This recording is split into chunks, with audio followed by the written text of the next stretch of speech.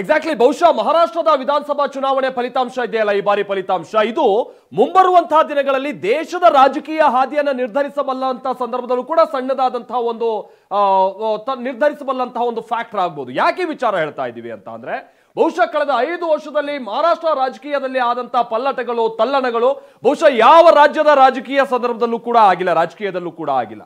ಯಾಕೆ ಅಂತ ಅಂದ್ರೆ ಹೌದು, ಒಂದು ಪಕ್ಷ ಒಂದು ರಾಷ್ಟ್ರೀಯ ಪಕ್ಷದ ಜೊತೆಗೆ ಮೈತ್ರಿ ಮಾಡ್ಕೊಳ್ಳೋದು, ಸರ್ಕಾರ ರಚನೆ ಮಾಡೋದು, ಅದಾದ ನಂತರ ಮತ್ತೊಂದು ಪಕ್ಷದ ಜೊತೆಗೆ ಹೋಗೋದು, ಇದೆಲ್ಲ ಸಾಮಾನ್ಯ. ಆದ್ರೆ ಮಹಾರಾಷ್ಟ್ರದಲ್ಲಿ ಏನಾಯ್ತು, 2 ಪ್ರಮುಖ ಪ್ರಾದೇಶಿಕ ಪಕ್ಷಗಳು ಈಗ 4 ಆಗಿವೆ.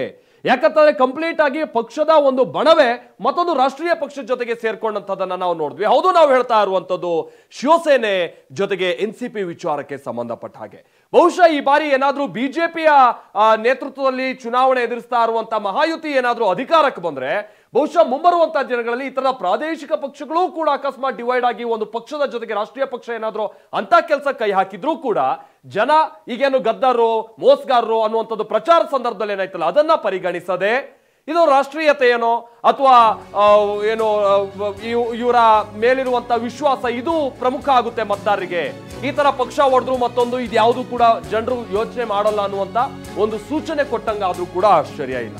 ಆ ಕಾರಣಕ್ಕಾಗಿ ಹೇಳಿದ್ದು ಮುಂಬರುವಂತಹ ದಿನಗಳಲ್ಲಿ ಬಹುಶಃ ಇದು ದೇಶದ ರಾಜಕೀಯ ಅದನ್ನ ಡಿಸೈಡ್ ಮಾಡಬಲ್ಲವಾದಂತ ಒಂದು ಚಿಕ್ಕ ಒಂದು ಕಾಂಟ್ರಿಬ್ಯೂಷನ್ ಆಗ್ಬಹುದು ಈ ಚುನಾವಣಾ ಫಲಿತಾಂಶ ಅನ್ನುವಂಥದ್ದು.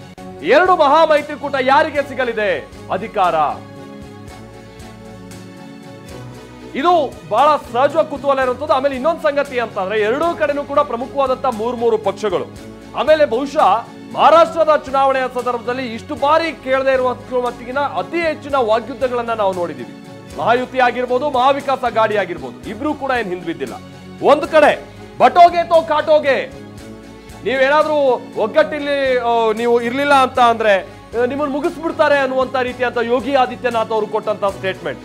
ಇಂಟ್ರೆಸ್ಟಿಂಗ್ಲಿ ಅವ್ರು ಕೊಟ್ಟಂತ ಸ್ಟೇಟ್ಮೆಂಟ್ ಅನ್ನ ಅವ್ರು ಬಣದವರೇ ಒಪ್ಪಲಿಲ್ಲ. ಅಜಿತ್ ಪವಾರ್ ಎಲ್ಲ ಇದನ್ನ ಒಪ್ಪಕ್ಕಾಗಲ್ಲ, ಇದೆಲ್ಲ ಉತ್ತರ ಪ್ರದೇಶದ್ದು, ಇಲ್ಲಿ ಬಂದು ಹೇಳ್ಬಿಡಿ ಅಂತ ಹೇಳುದು. ಅಜಿತ್ ಪವಾರ್ ಬಣ ಅದನ್ನ ಒಪ್ಪಲಿಲ್ಲ. ಒಂದು ಏಕ್ ಹೇ ತೋ ಸೇಫ್ ಹೇ ಅಂತ ಹೇಳ್ಕೊಂಡ್ಬಿಟ್ಟು ಖುದ್ದು ಪ್ರಧಾನಿ ಇದನ್ನ ಪ್ರಸ್ತಾಪ ಮಾಡಿದ್ರು. ಅಂದ್ರೆ ನಾವು ಒಗ್ಗಟ್ಟಾಗಿದ್ರೆ ಸೇಫ್ ಇದ್ದಂಗೆ ಅಂತೇಳಿ.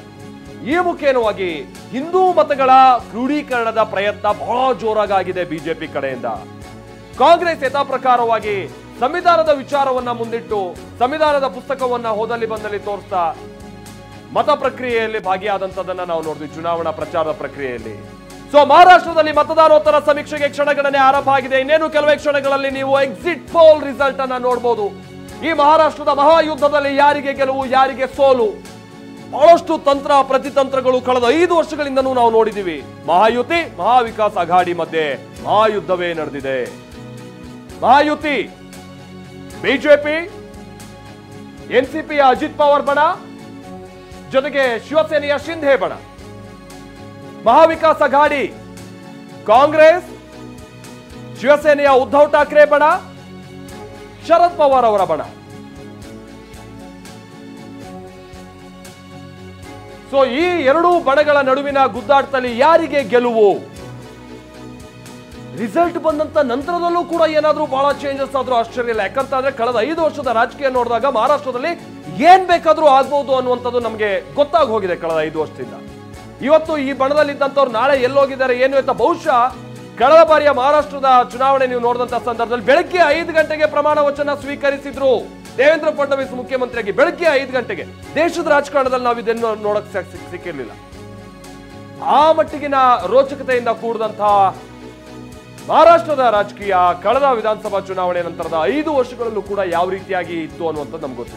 ಸೊ 2 ಮಹಾ ಮೈತ್ರಿಕೂಟ ಯಾರಿಗೆ ಸಿಗಲಿದೆ ಅಧಿಕಾರ, ಅದಕ್ಕೆ ಸಂಬಂಧಪಟ್ಟಾಗಿನ ಒಂದು ಪ್ರಿಡಿಕ್ಷನ್ ಅಂತ ಅಂದ್ರೆ ಎಕ್ಸಿಟ್ ಪೋಲ್.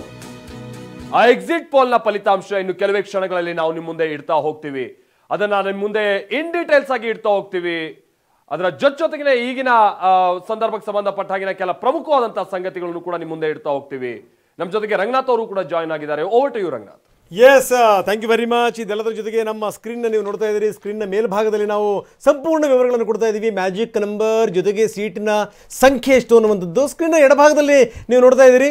ನಾವು ರಾಜ್ಯವಾರು ಜಾರ್ಖಂಡ್ನ ವಿವರಗಳನ್ನು ನೀವು ಸ್ಕ್ರೀನ್ನ ಎಡಭಾಗದಲ್ಲಿ ನೋಡ್ತೀರಿ. ಮೇಲ್ಗಡೆಗೆ ಮತ್ತು ಕೆಳಗಡೆಗೆ ನೀವು ಸಾಕಷ್ಟು ವಿವರಗಳನ್ನು ಕೂಡ ನಾವು ಕೊಡ್ತಾ ಇದ್ದೀವಿ. ಅಂದರೆ ಎಕ್ಸಿಟ್ ಪೋಲ್ನ ವಿವರಗಳು, ಕೆಳಗಡೆಗೆ ಬ್ರೇಕಿಂಗ್ ನ್ಯೂಸಲ್ಲೂ ಕೂಡ ನಾವು ಸಾಕಷ್ಟು ವಿವರಗಳನ್ನು ಕೊಡ್ತೀವಿ. ಬಹಳಷ್ಟು ಗಮನ ಸೆಳೆದಿರುವಂಥ ಚುನಾವಣೆ ಇದು, ಸಾಮಾನ್ಯ ಸಂಗತಿ ಅಲ್ಲ ಇದು. ಜೊತೆಗೆ ಏನೇನು ಘೋಷಣೆಗಳಾದವು, ಏನು ಎತ್ತ ಯಾರ್ಯಾರ ಮೇಲೆ ಏನೇನು ಆರೋಪಗಳನ್ನು ಮಾಡಿದ್ರು, ಇದೆಲ್ಲದೂ ಕೂಡ.